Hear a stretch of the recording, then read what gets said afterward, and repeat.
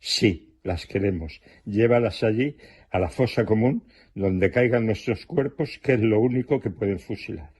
En el editorial de hoy os hemos hablado de memoria, pero de una memoria muy particular, la memoria de muchas familias que perdieron a sus miembros bajo el yugo de las cárceles franquistas.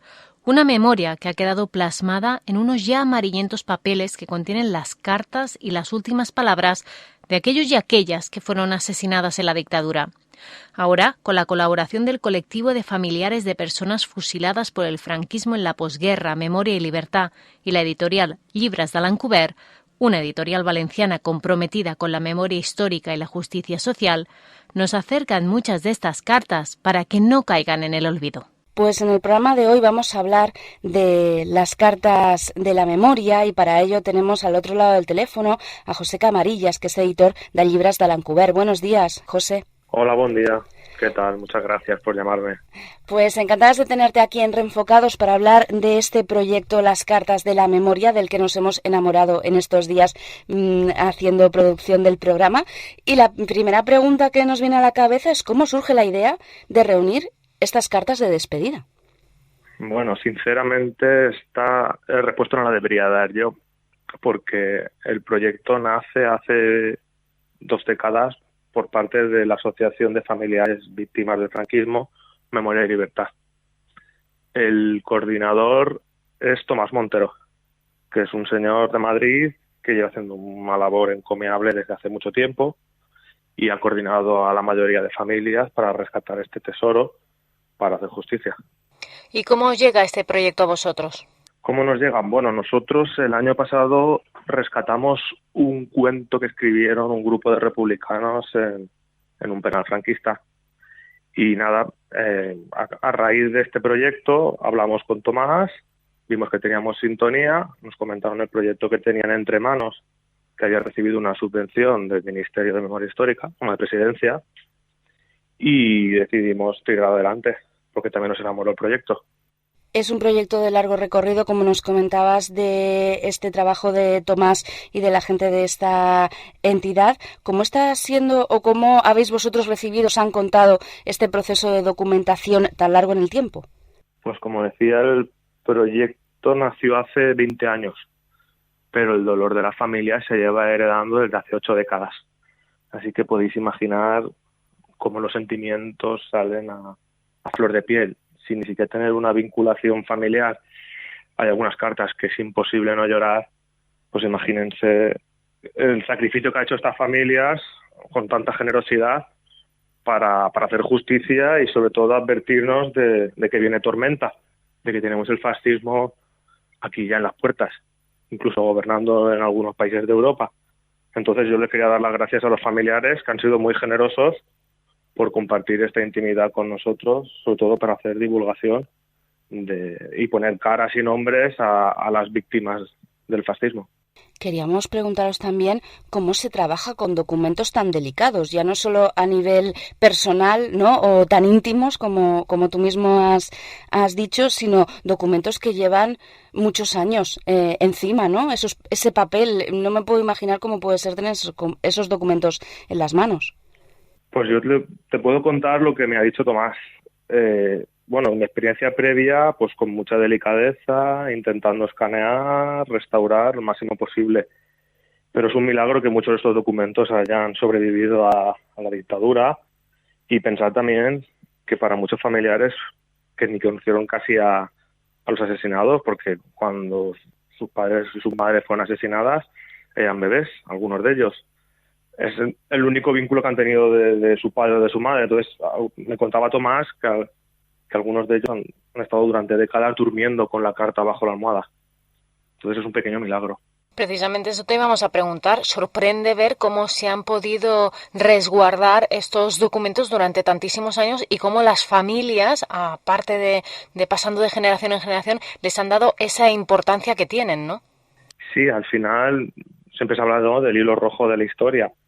No olvidemos que son familias comprometidas y al final pues hicieron milagros para resguardar no solamente cartas y fotos que podían comprometerles con los chivatos del régimen, sino también conocemos casos de militantes republicanos que incluso escondieron esculturas y cuadros o libros que podían comprometerles ante el franquismo.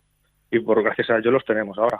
Estos documentos, como decimos, trascienden más allá del ámbito familiar por ese significado tan importante que tienen esas últimas palabras de despedida de las personas que estaban a punto de morir, de ser asesinadas por el franquismo.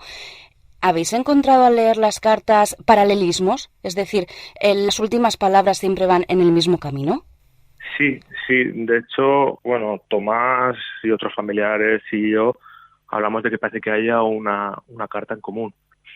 Al final vemos a las víctimas súper serenas, enteras y muy preocupadas por la familia que dejan y sobre todo preocupadísimas porque no piensen que son ni ladrones ni asesinos y como que no se arrepienten de haber defendido los valores sociales y defender a los pobres como hacían la mayoría de militantes republicanos, comunistas, anarquistas y demás que lucharon contra el racismo. Además, en este proyecto habéis hecho hincapié en llevar a cabo una identificación de estas víctimas, en que la gente conozca realmente quién había detrás de estas cartas. Sí, sobre todo de cara a las nuevas generaciones, porque a veces no parece que hablemos de la guerra en blanco y negro como algo lejano en el tiempo, como si fueran números, cifras, que incluso hay mala gente que incluso se dedica a falsear esas cifras para que no sea tan fuerte el genocidio que cometió el franquismo en España. Entonces ponerle cara y voz a las víctimas ayuda a luchar contra la mentira. Pero no solamente Tomás y el grupo de familiares ha hecho eso, sino que ha hecho una cosa que todavía me parece más valiente, que ha sido 80 años después responder a esas cartas. Que eso sí que ha sido un ejercicio de sanación que pone los pelos de punta, sinceramente. Eso era lo que queríamos preguntarte. ¿Esa idea está desde el principio de la concepción de este libro? Sí, el ejercicio de contestar las cartas ya se fraguó, si no me engaño, en 2009. Y ahora ha sido cuando han querido hacerlas públicas. Al final son cartas muy íntimas, donde te despides de tu padre, de tu abuelo, de tu tía. Pero los familiares, insisto, han sido muy generosos y han considerado que es necesario que el resto de la sociedad conozca esta barbarie. ¿Cuál fue la respuesta de los familiares cuando se les ofreció, cuando se les explicó que estas cartas y estas respuestas acabarían en un libro? Pues sinceramente fue idea de ellos. Como ya digo, es un proyecto que nace de la Asociación Memoria y Libertad.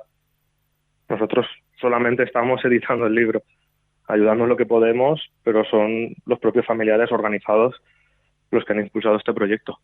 En ese trabajo conjunto decidís poner en marcha una campaña de crowdfunding que llevaba pasado el 300%. ¿Cómo ha sido esa respuesta de la gente a este proyecto?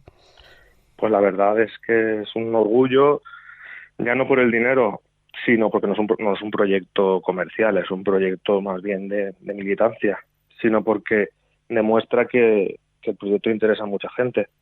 El objetivo principal es que la mayoría de gente en nuestro país tuviera este libro para conocer la historia. Cuanto más gente lo tenga, más gente podrá hacer difusión sobre él, pero sí que es agradable ver que la gente responde con este tipo de proyectos sociales. Para las personas que nos escuchan y que aún no han linkeado en el enlace que hemos dejado en Twitter y no han podido ver la campaña de Berkami, ¿qué nos podemos encontrar en este libro? Es decir, ¿vamos a encontrar las cartas originales? ¿Vamos a encontrar transcripciones? ¿Qué podemos encontrar? Vamos a encontrar todo. Vamos a encontrar las cartas originales digitalizadas, una transcripción para facilitar, fotografías personales de las víctimas y de objetos, porque no solamente son cartas lo que dejaron de despedida. Tenemos, por ejemplo, unas zapatillas bordadas por una de las 13 rosas, tenemos dibujos, pinturas, incluso hay una serie de cómics que diseñó uno de los presos para explicar como si fuera la vida es bella a su hijo y su mujer, la vida en la cárcel, con bastante ironía y humor. Eso podemos encontrar. Y, por supuesto, las respuestas de los familiares, con introducciones y epílogos de expertos en historia y memoria democrática, que le dan un poquito más de valor, si cabe. ¿Hay algún caso que personalmente te haya sorprendido o atraído más? Es que es difícil quedarse con un solo caso, es muy injusto. Al final todas son diferentes porque cada vida perdida es insustituible. Podemos generalizar, como ya hemos dicho, pero bueno, sí que hay cartas que te llegan al corazón más. Por ejemplo, a mí hubo una de un señor que pedía perdón a su madre por haber discutido con ella y que tenía que se sintiera culpable, o una mujer que le escribe un poema a su marido, o el niño que escribe a Eva Perón para que medie por su madre, o el carpintero que ya he comentado que hace los cómics. No sé, todas las historias al final representan a una víctima. Entonces no puedo quedarme con solamente una. Tiene que haber sido muy difícil ese proceso. Imagino que hay muchas cartas, que hay muchas respuestas. ¿Cuesta luego plasmarlo en un libro? Es decir, ¿se han quedado historias fuera? No se ha quedado ninguna historia fuera. No, al final todas las vidas valen lo mismo y todos tenemos algo que contar. No hemos hecho selección, la verdad. Todas las historias ya tienen valor de por sí. Aún quedan unos días para terminar esta campaña de Berkami, pero una vez finalizada, cuéntanos un poco cuál es el calendario, cuándo podremos ver este libro, cuándo lo vamos a poder tener en las manos.